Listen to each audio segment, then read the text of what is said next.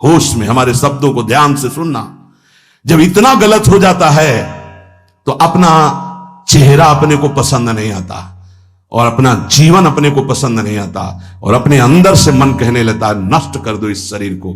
फिर वो जो आगे की लीलाएं होती है, अच्छा ऐसा हुआ, फांसी लगा ली, जहर खा लिया, ये कर लिया, वो कर लिया।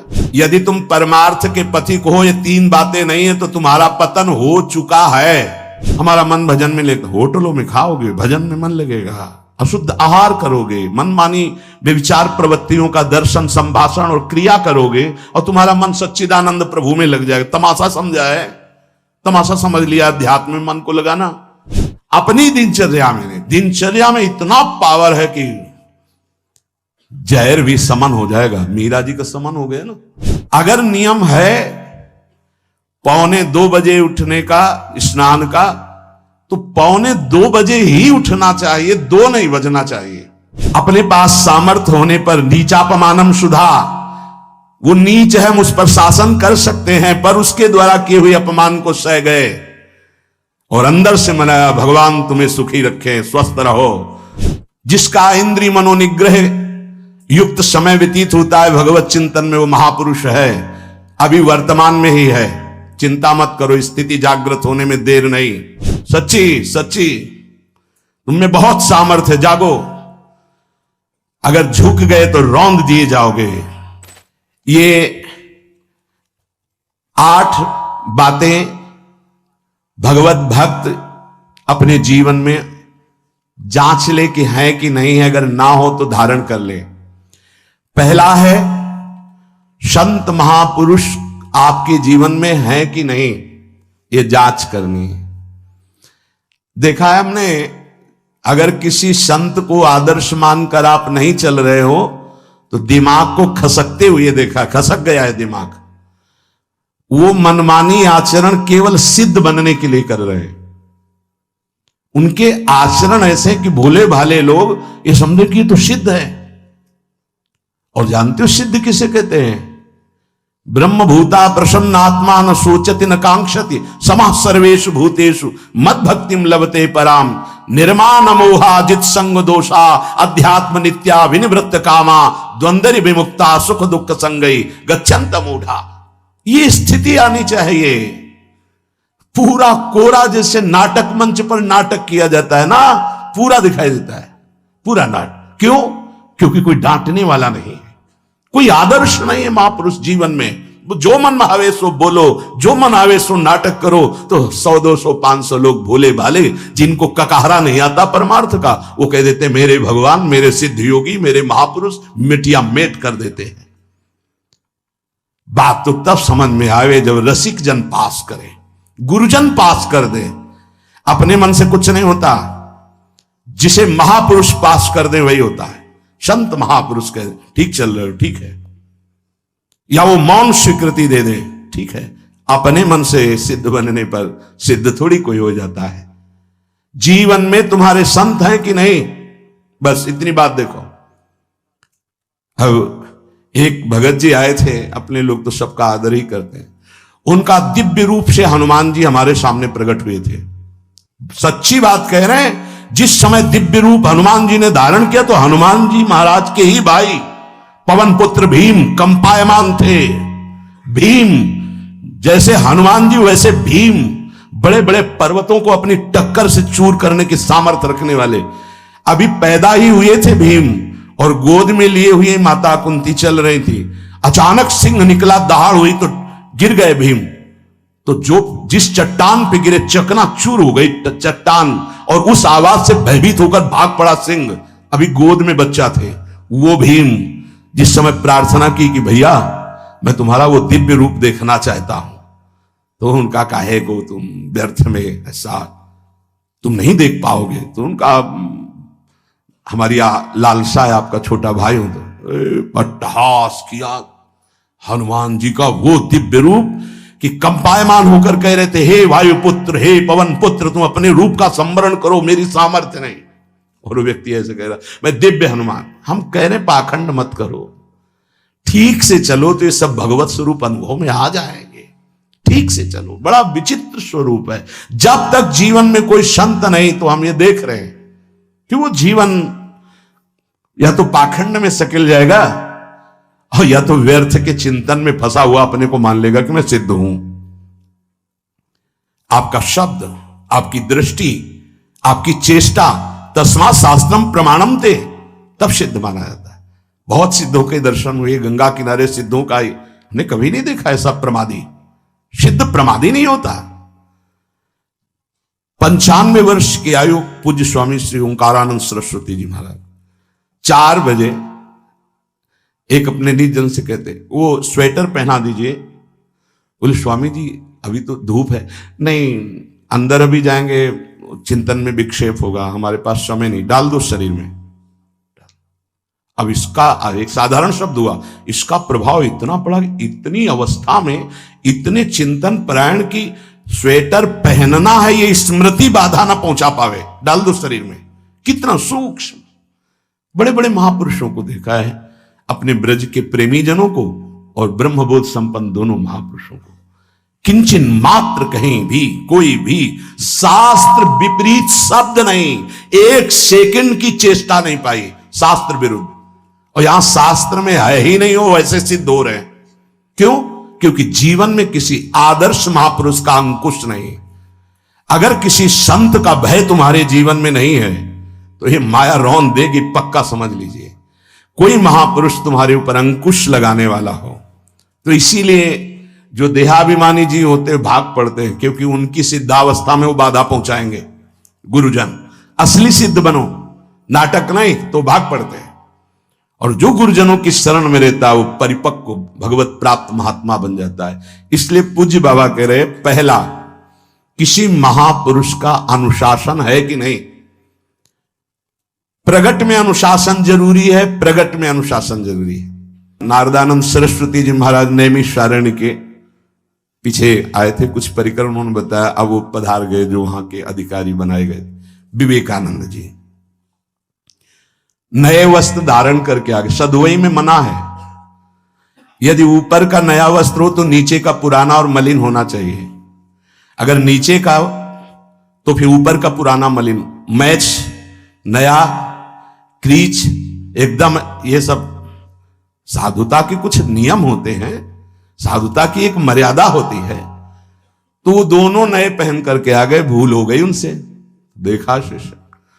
और नैष्ठिक ब्रह्मचर्य में सफेद कपड़े पहनाए जाते, तो और वो खिले हुए ऐसे बांधे, ऐसे सब।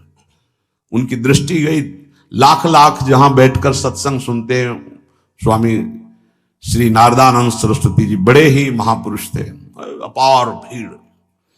और सत्संग के बाद 1 घंटा सबको एकांत चिंतन करो। क्या वहां ब्रह्म ज्ञान का सत्संग होता था। प्रातःकालीन बेला पे जैसे अपने यहां सत्संग होता है, वहां थोड़ा विलंब होता था, 5:30 बजे। जो निज जनों का, वो योग वासिष्ठ से कैसे तुम्हें बताएं, जो उस सभा में बस यही लगता है कितनी जल्दी देह रात छूटे और अपने स्वरूप में महापुरुषों का वचन का प्रकाश होता है। एक सत्संग होता था सामूहिक सब लोगों को, एक होता था पर्सनल, जो दिव्य साधक हैं केवल वही बैठ सकते हैं, अन्य नहीं। ऐसे पूज्य उड़िया बाबा के यहां भी एक होता था पर्सनल ज्ञान का और एक होता था सामूहिक प्रवचन। तो उस समय सामूहिक सत्संग चल रहा था, काफी सब समाज लाखों की थी। देखा दूर से, एक शिष्य से कहा गौशाला में जाओ, गोबर को गीला कर दो। उनसे कहा विवेकानंद गोबर की छवियां भर करके यहां खड़े हो सत्संग के पास। अब वहां नन नच हो नहीं सकता, और गीला गोबर तो जो 2 घंटा सत्संग हुआ पूरा टप टप ऐसे कपड़ों में, पूरी हालत बिगड़ गई। क्या था ये? संत शासन। अब दोबारा वो गलती नहीं होगी, समझाने की जरूरत नहीं, अब समझ गए कि हमसे गलती क्या हुई। संत शासन नहीं है तो ये मन बहुत विचित्र है, बहुत विचित्र है। इसीलिए पहला, जो भी परमार्थ का पति को, चाहे ज्ञान मार्ग का, योग मार्ग का, किसी योग मार्ग की लौकिक ऊंचाई पर पहुंचे हुए कि गुरुदेव आए और उन्होंने कहा कि किसी कारण से शिष्य बढ़ जाए और अपने गुरुदेव की अवहेलना करे तो उसकी गति क्या होगी? उनका दुर्गति। दुर्गति, दुर्गति के सिवा उसके आगे कोई शब्द नहीं है। गुरु को पीड़ा है और शिष्य परम पद में पहुंच जाएगा? नहीं नहीं, ऐसा नहीं हो सकता। अनुशासन अत्यंत आवश्यक है। किसी भी वैभव या लोक व्यवहार या लोक मान्यता बढ़ जाने पर अपने गुरु का अपमान, गुरु की अवहेलना, तो उसकी दुर्गति पक्की। देखो, ये मन है, ये इंद्रियां हैं, ये अहम है, ये केवल गुरुदेव से ही वश में आता है, दूसरी जगह नहीं आता। क्यों? क्योंकि दूसरी जगह उत्तर देने का अवसर है। दूसरी जगह हम नहीं मानते तुम्हारी बात, लेकिन वहां ना उत्तर है और ना नहीं मानते, केवल वहां मिटना ही मिटना है। अगर ऐसा उपासक है तो निश्चित परम पद का अधिकार। केवल मिटना कोई उपाय नहीं है, अहंकार के पोषण का कोई उपाय, केवल मिटाना है। रो लो, चिल्ला लो, जो तुम्हें करना है कर लो, आना तुम्हें इसी मार्ग में पड़ेगा, दूसरा कोई रास्ता नहीं। बलिहारी घेर करके नष्ट कर देते हैं हमारे मन की मनमानी को, हमारे अहंकार को। इसलिए जीवन में प्रगट में जिनके जीवन में संत हैं और वो स्वीकार करते हैं उनका अनुशासन, उन्हीं का जीवन प्रकाशित होता है, पक्का समझ लेना। दूसरा, भागवतिक मार्ग में चलने वाले उपासक को सांसारिक पुरुषों की मित्रता करके उनकी संगोष्ठी में नहीं बैठना चाहिए। इस बात को बहुत अच्छे से समझ लो। सांसारिक पुरुषों की जो वृत्तियां होती हैं उनमें बड़ा आकर्षण होता है भोगों का, प्रपंच का। जो साधक भ्रमणशील हैं, अगर वो गृहस्थों के यहां जाकर उनकी सैयाओं पर सोते हैं तो उनकी दुर्दशा क्या होती है चित्त की, वो खुद अनुभव करके देख ले। आज तो शास्त्रीय पद्धति को समझा ही नहीं जा रहा। जब बड़े बड़े सुभट गंगा किनारे त्याग, वैराग्य, ज्ञान के मिले ना, तो आगे का रास्ता खुलता चला गया। सांसारिक पुरुषों के समुदाय में बैठना था। वो तुम्हें भगवान कहेंगे, ईश्वर कहेंगे, अवतार कहेंगे, उनको कुछ ज्ञान नहीं। आप मान बैठेंगे अपने को भगवान, अपने को ईश्वर, अपने को अवतार मानेंगे, तो आप जो अवतार है ना, ईश्वर है ना, भगवान है, उनसे विमुख हो जाएंगे। यहां जो भी अवतरित हुए हैं भगवत पार्षद, वो सदैव दैन्य ही रहे हैं। आप देख लीजिए, उच्च कोटि के महापुरुष चाहे जितनी ऊंचाई पर चढ़े हों, सदैव भगवान की ही स्थापना की है। भगवान के नाम की, रूप की, लीला की, धाम की, भगवत महिमा की स्थापना की है, अपनी नहीं, अपने पार्थिव शरीर की नहीं। ध्यान रखना, जितने महापुरुष प्रकट हुए भगवान की स्थापना की। अगर हम संसारिक पुरुषों का संग करेंगे तो कई तरह से हानि हो जाएगी।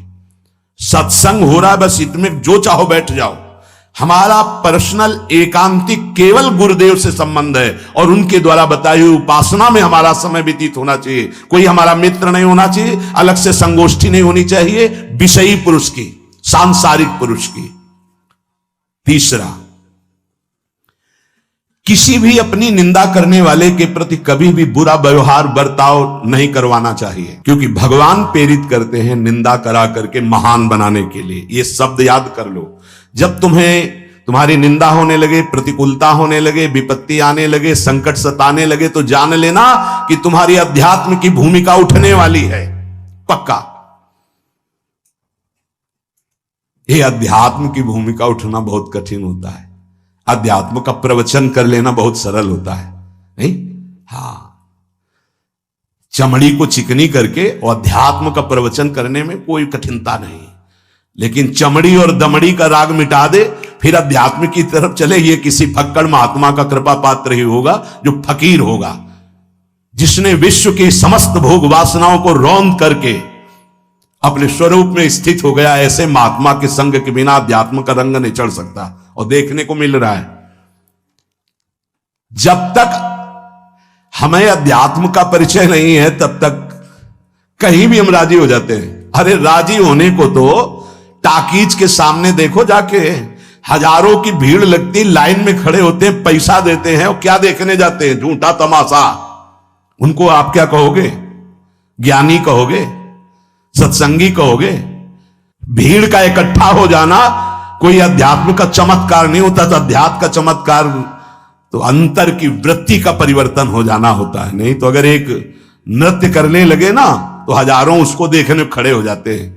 फिर 14 संगीत बज रहे हैं, फिर इसके बाद अगर हजारों में बैठे मनोरंजन कर रहे हैं तो इनका कोई महत्व तो नहीं। अगर एक महात्मा कह देता है कि तुम वास्तविक भगवत मार्ग के पथिक हो तो धन्य हो गया जीवन, और 1 करोड़ लोग कह दे कि परमार्थ का पथिक है तो मान्यता नहीं मानी जाएगी। ये अध्यात्म है, अध्यात्म। इसीलिए कह रहे हैं कि सांसारिक पुरुषों की संगोष्ठी में रति न करे। तीसरी, अपनी जब कोई निंदा करे तो उसका भला जरूर मना देना, बुरा मत मना देना, नहीं तो अध्यात्म छूट जाएगा। अपने पास सामर्थ्य होने पर नीचापमानम सुधा, वो नीच है, हम उस पर शासन कर सकते हैं, पर उसके द्वारा किए हुए अपमान को सह गए और अंदर से मनाया, भगवान तुम्हें सुखी रखे, स्वस्थ रहो, और कभी भी हम आपका विरोध नहीं करेंगे, जब अवसर मिले तब फिर हमारी निंदा करना, भगवान तुम्हें स्वस्थ रखे, तुम्हारा कभी अमंगल ना हो। ध्यान रखना, अध्यात्म। चौथा, अपने मुख से कभी किसी की निंदा ना करना। निंदा व्यक्तिगत नाम लेकर के की जाती है, सिद्धांत सार्वभौम वर्णन होता है। जैसे यहां हम कह रहे हैं, वो निंदा सिद्धांत के विपरीत आचरण में जो चलते हैं उनकी है। कौन है? नाम नहीं है, रूप नहीं है। सिद्धांत में चलना एक ये मार्ग, सिद्धांत से बिलक चलना ये पाखंड है। पाखंड और दंभ की निंदा होती, और सत्य की कोई निंदा करे तो वो प्रकाशित होता है। सत्य निंदा से ढकता नहीं। जैसे कोहरा थोड़ी देर के लिए सूर्य को ढकने का नाटक कर सकता है, लेकिन सूर्य जब प्रकाशित होगा तो कोहरे की धज्जियां उड़ जाएंगी। पांचवा, मान लेने की इच्छा का त्याग करके अपने समीप जो भी आवे, छोटा बड़ा, सबको प्यार और मान देना। ये 8 अच्छे उपासक में सब लक्षण पाए जाते हैं। दूसरों को मान देने का स्वभाव रखना, चाहे छोटा बच्चा ही क्यों न हो। ये नहीं कि धनी मानी बड़ा आकर के धन राशि दे रहा है तो उसका सम्मान हो रहा है, और छोटा प्रणाम कर रहा है उसकी तरफ देखा भी नहीं जा रहा। नहीं, बच्चे से लेकर कोई भी, सबको एक ही प्यार की दृष्टि से देखना, भगवत भाव से देखना। अपने को मान रहित और दूसरों को मान देने का स्वभाव बना देना। छठवां, अपनी इंद्रियों को सदाचार परायण रखना। इंद्रियां ये सदैव व्यभिचार की तरफ भागती हैं। नेत्र व्यभिचार दोष, बार बार दूसरों के प्रति देखना आकर्षणकारी, कैसा भी दोष अंदर का भाव हो, नेत्र दोष। दूसरों की बातें सुनना, श्रवणेंद्रिय दोष। वाणी से दूसरों की चर्चा करना, वाणी, ऐसे हर इंद्रिय अपने व्यभिचार में जाना चाहती है। सदाचार परायण उपासक होता है। कल की बात है, कल चिंतन हो रहा था श्रीमद् भगवत गीता जी का। अगर उपासक में सदाचार, इंद्रियों की पवित्रता नहीं है तो ढकोसला के सिवा कुछ नहीं रहेगा। ये अच्छे से समझ लो। इंद्रियों का विलास चल रहा, खुला दिखाई देता है, खुला। वो एक दृष्टि होती है, उसमें दिखाई देता है। अंतर में ब्रह्म बैठा हुआ शांत मौन है, और ये समझ नहीं पा रहा, केवल नाटक पे लगा हुआ है। अपना मन, अपनी इंद्रियां यदि संयम में नहीं है, सदाचार में नहीं है, तो ढकोसला ही है, आडंबर ही है, नाटक ही है। पक्का समझ लीजिए। अगर वो संयमी नहीं है, जितेंद्रीय नहीं है, मनोनिग्रही नहीं, तो अध्यात्म क्या है? क्या प्रवचन हो रहा है? किस बात का प्रवचन हो रहा है? जो अनुभव हुआ उसका हो रहा है, शास्त्र सम्मत हो रहा है। जितेंद्रियता नहीं, इंद्रिय निग्रह नहीं, मनोनिग्रह नहीं। छठवां, सदाचार परायण, अर्थात इंद्रिय और मन शास्त्राज्ञा के अनुसार चले। जिसका इंद्रिय मनोनिग्रह युक्त समय व्यतीत होता है भगवत चिंतन में, वो महापुरुष है। अभी वर्तमान में ही है, चिंता मत करो, स्थिति जागृत होने में देर नहीं। बंद रखो अपनी खिड़कियों को, कहीं माया की हवा ना घुस जाए। सच्ची सच्ची तुममें बहुत सामर्थ्य है, जागो। अगर झुक गए तो रौंद दिए जाओगे। एक एक बात अच्छे से समझ लो। मुस्कुरा के, प्रेम व्यवहार दिखा के, अपनापन करके फिर तुमको अधीन किया जाएगा।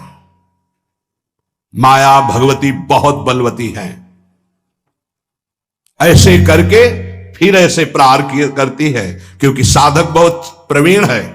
ऐसे में अपने को बचा लेगा, लेकिन ऐसे में बचाना बहुत कठिन होता है। हमारी बात को समझ लेना, ऐसे में बचाना बहुत कठिन होता है, बहुत कठिन होता है।